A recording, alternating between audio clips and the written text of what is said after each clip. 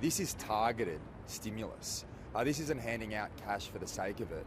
We said in the budget last year, and it'll be the case for some time, that we're putting the economy before the budget. And we want to stimulate those areas that have done it incredibly tough during this period of time. What's very pleasing to see is because of our strong health response in this state, we're being able to open up as much of the economy as possible. From tomorrow, we return to the 2 square metre rule. Masks will not be mandatory in cafes and restaurants for waiters, for the wait staff.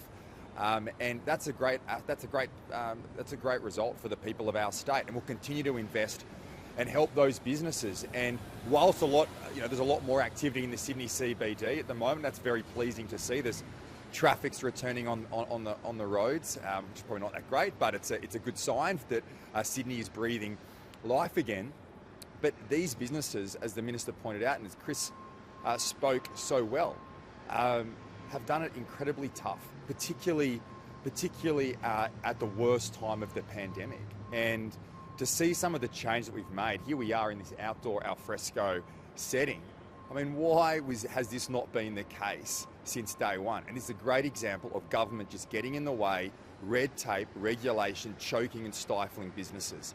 Not only is this great for businesses, but it's great for life in the Sydney CBD. The Rock shouldn't be a place for international tourists. It should be a place for locals to come to visit and enjoy. And hopefully this is the silver lining of the pandemic, that we can cut back these ridiculous regulations, not have government bureaucrats sit there with not much to do and come in and say, well, hold on, how do I make it harder for people? Let's actually get out of the way and let businesses live a little.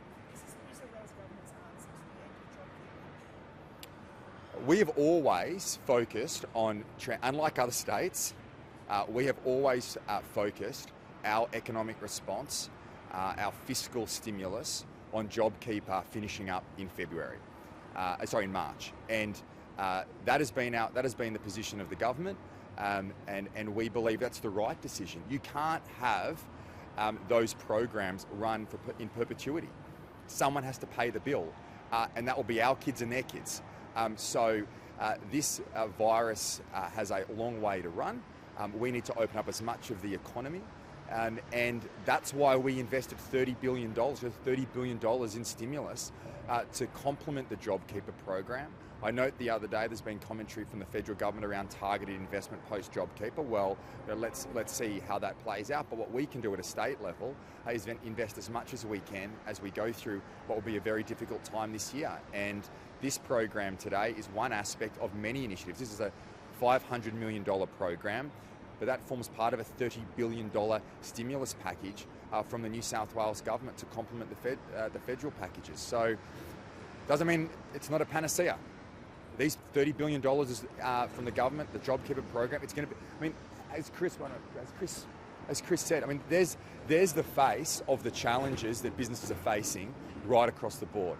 It is going to be a difficult year, and what we can do as a community is follow the COVID-safe practices to keep the virus under control, to open up as much of the economy as possible. And there are real business, behind every small business are families doing it tough, and we need to do everything we can, and we will, to help get them through. Going back to the economic model, you've said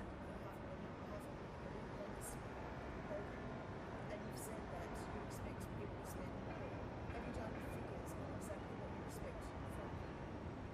Well, we expect that the program will be drawn down to the tune of $500 million. That's the expectation of the New South Wales government, and well, obviously this program will be piloted in these two areas, as Victor has pointed out quite clearly. Then we'll go to statewide rollout, and we encourage people to go out and use these vouchers. That's the entire purpose of this program. It's targeted at those businesses who have done it particularly tough over the last 12 months. We want to get people out and about. We want to instill confidence, and that's a crucial thing here. One thing is having the restrictions. One thing is a stimulus program, programs from the government, but we want to instill confidence. We're seeing that come back in Sydney and across broader New South Wales, and we think these vouchers will help do that. But have you done any modelling on what return you'll get, like what impact? Yeah, absolutely. It was all part of the budget process in terms of all these. You're injecting $500 million into the New South Wales economy. By spending $500 million, we're injecting $500 million, and more so, because this is not meant to be the full amount, it's meant to be a contribution. And throughout those broader packages, we've said that we'll bring that unemployment rate down around 5%. That's been the focus of our stimulus program in connection to the JobKeeper program. And this is exactly what good governments do. And if you look around other states, they have not been able to leverage their fiscal position as we have.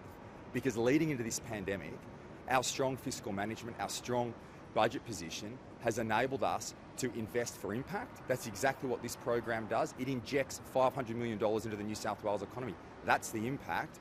But importantly, that only works if people take up these vouchers. And as the Minister said, this is not a cash handout.